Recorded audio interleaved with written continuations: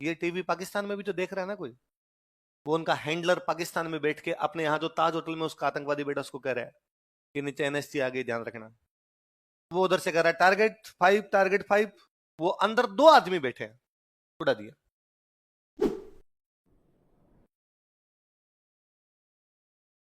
ताज hotel वाला तो और भयंकर है। मतलब वहां वो ताज होटल में कोई 5-7 आतंकवादी है जिन्होंने पूरी होटल को हाईजैक कर रखा है और एक एक कमरे में अपनी लोकेशन लेके बैठे हुए हैं। इधर सरकार ने एनएसजी के कमांडो उतारे, बाहर खड़े हैं अपने पत्रकार। अब पहुंच चुके हैं एनएसजी के कमांडो। अब जल्दी ही कर लिया जाएगा वापस होटल पर कब्जा। ये टीवी पाकिस्तान में भी तो देख रहा है ना कोई। वो उनका हैंडलर पाकिस्तान में बैठ के अपने यहाँ जो ताज होटल में उसका आतंकवादी बेटा उसको कह रहा है कि नीचे एनएसजी आ गई, ध्यान रखना। अब और अपने पत्रकार और अब एनएसजी का कमांडो जा रहा है 5वीं मंजिल की तरफ। वो उधर से कह रहा है टारगेट 5, टारगेट 5। वो अंदर 2 आदमी बैठे हैं, उड़ा दिया। ये अपनी पत्रकारिता है। तो अपनी मीडिया जिंदाबाद है। कई मामलों में तो कैसे काम करती है मीडिया की खुद के नहीं समझ में आ रहा है। अपने ये मान लिया गया कि किसी के हाथ में बॉम्बू दे दिया जाए, बस इसकी पत्रकारिता। फिर किसी के मुंह में घुसेड़ दो, बता कैसा लग रहा है, कैसा लग रहा है यार, बुरा ही लग रहा है, क्या कैसा लग रहा है इसके अंदर।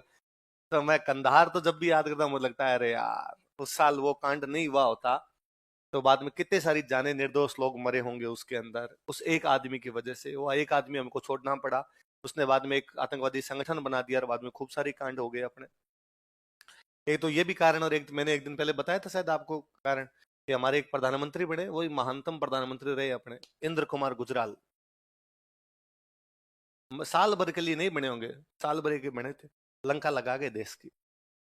का भारत एक शांति प्रिय देश है, इसलिए भारत देश अपने पड़ोसियों के साथ कोई छेड़छाड़ नहीं करे। हम शांति से रहेंगे, पड़ोसियों के साथ अच्छे संबंध बनाएंगे। इसलिए पाकिस्तान में जितने जासूस थे वापस बुला लिए।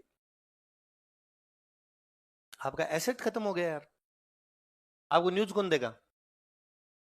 न्यूज भी तो मिलनी चाहिए ना, वहां पर क्या चल रहा है।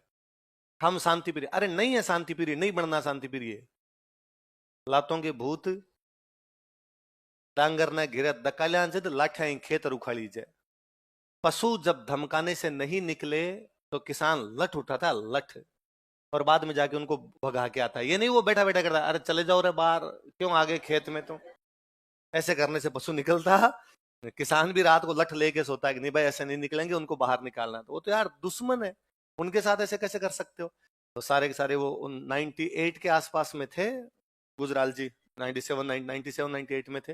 वापस बुला लिए, उधर से सूचनाएं मिलनी बंद हो गई, इसलिए 98 से लेके 2008 तक ये 10 साल तो भयंकर ही बुरे निकले भाई साहब। डेली कोई ना कोई होते। 2008 के बाद अपने सरकार वापस जागी, सरदार जी वाली सरकार थी, मनमोहन सिंह जी वाली, और उन्होंने वापस भेजने शुरू किए। थोड़े थोड़े अंदर और रखो रहे, और थोड़े थोड़े अंदर और रखने शुरू किए। तब अब अपने पास सूचनाएं आती है। इसलिए पिछले 7-8 साल में आपने आतंकवादी हमले ज्यादा बड़े नहीं देखे कि सामान्य जनता को किसी प्रकार को नुकसान पहुंच गया, कि भाई हॉस्पिटल के अंदर बम फोड़ दिया, किसी मंदिर के बाहर बम फोड़ दिया, रेलवे स्टेशन पर बम फोड़ दिया। इस प्रकार की घटना कई सालों से अभी देखी। उसका कारण ये है कि हमारे कुछ अज्ञात भाई, कैसे भाई, है ना, मैं आजकल यूं बड़ा राजी रहता हूं। मैं अभी थोड़े दिन पहले एक इंजमामुल हक का एक बयान था, यदि आपने किसी ने ध्यान दिया हो तो, है ना। इंजमामुल हक का भी थोड़े दिन पहले बयान था कि उसने कहा था कि हरभजन इस्लाम में जाने वाला था। तो वो बात तो छोड़ी, हरभजन दूसरे दिन का आगे पता नहीं कौन सा सस्ता नशा करके बात करता रहता है। पर मैं उस पे एक दूसरे पे ध्यान दे रहा था। उसमें इंजमाम बोलता है, इंजमाम कहता है कि हम पाकिस्तान क्रिकेट टीम वाले जब शाम को नमाज पढ़ते हैं तो हम एक मौलाना साहब नमाज पढ़ाने के लिए आते हैं। उन मौलाना साहब का नाम है तारिक जमील। मेरा ध्यान उस पर तारिक जमील पर गया। ऐसा तारिक जमील इनको नमाज पढ़ाते थे क्या?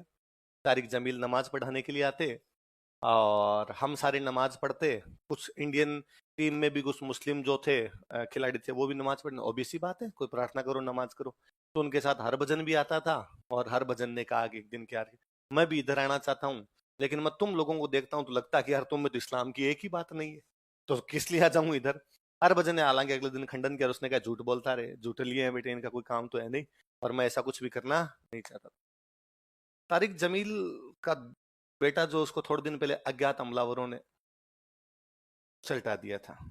तो अज्ञात हमलावर वही है जो हमने 2000 से 2008 के बीच में, 2008 के बाद में जो उधर डिप्लॉय किए हैं वही है। पिछले कुछ दिनों में कनाडा में, पाकिस्तान में, दोनों जगह हमारे कुछ भाई है जो अज्ञात हमलावर है। कराची में अज्ञात हमलावर ने फलान जी को उड़ाया, अज्ञात हमलावर का अभी तक पता।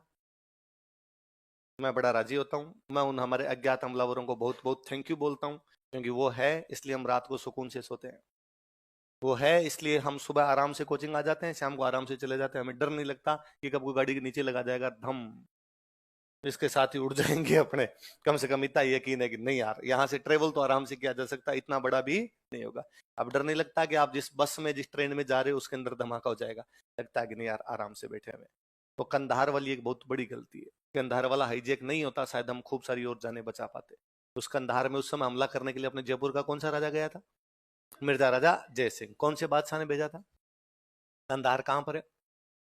कहां पर है? अफगानिस्तान।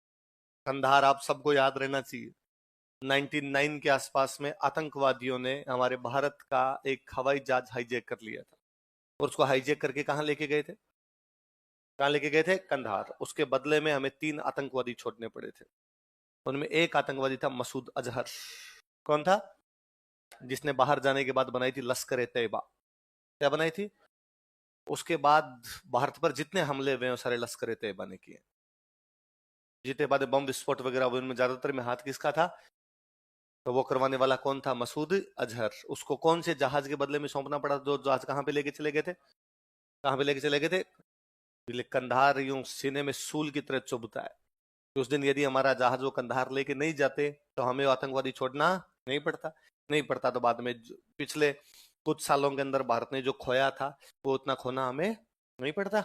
बहुत बड़ी, वो मैंने एक दिन पहले ही हमने बात की थी कि बीच में 2000 से लेके 2008 तक तो हालत ये हो गई थी कि बंदा घर से बाहर जाता तब शाम को आराम से आएगा कि नहीं आएगा पता नहीं था। मंदिर में फट गया, मस्जिद में फट जाए, दरगाह में फट जाए, ट्रेन में फंस जाए, बस में फट जाए, हॉस्पिटल में फट जाए, कहीं पर भी बम विस्फोट हो सकता है, उसका कुछ भी पता। मतलब इवन क्या होगा कि ताज इतना बड़ा होटल है, उसके घुस के अंदर उन्होंने कब्जा कर लिया। और ये जब हुआ था, कंधार वाला हाईजेक हुआ था, तो खूब सारे यात्री थे उसके अंदर, भाई पूरा हवाई जहाज ही था, खूब सारे यात्री थे। एक तो अपने भारतीय मीडिया बड़ी जोरदार चीज है जी। उधर कंधार में हाईजेक हुआ है, यात्री हैं उसके अंदर, सरकार बातचीत कर रही है आतंकवादियों से। आतंकवादी कह रहे हैं, वो खूब सारे लोग मांग रहे थे, 100 लोग अपने यहाँ पे उनके थे, वो कह रहे थे 100 के 100 को छोड़ो। सरकार करी नहीं छोड़ेंगे, तो वो कह रहे हैं नहीं छोड़ोगे तो जितनी टाइम लगेगा उतने में एक एक गिलास भेज रहे हैं, यात्रियों को मारेंगे हम। सरकार और दबाव बना रही है कि नहीं 100 नहीं, 50, 50 नहीं, 20, 20 नहीं, 10, ऐसा कुछ उनके बीच चल रहा है। इधर मीडिया अपने चली गई भाई यात्रियों के घर पे। ऑब्वियस सी बात है, यदि सामान्य कोई परिवार है और उनके परिवार का कोई बंदा आतंकवादियों के कब्जे में है तो वो बंदा क्या कहेगा? भाई मुझे तो मेरा भाई ला के दो, मुझे तो मेरा बेटा ला के दो, सरकार क्या काम कर रही है, सरकार निकम्मी है, यही कहेगा। आपको कैसा लग रहा है आपका भाई आतंकवादियों के पास है? बुरा ही लगेगा यार, डांस तो कौन करेगा। क्या कहना चाहेंगे सरकार से?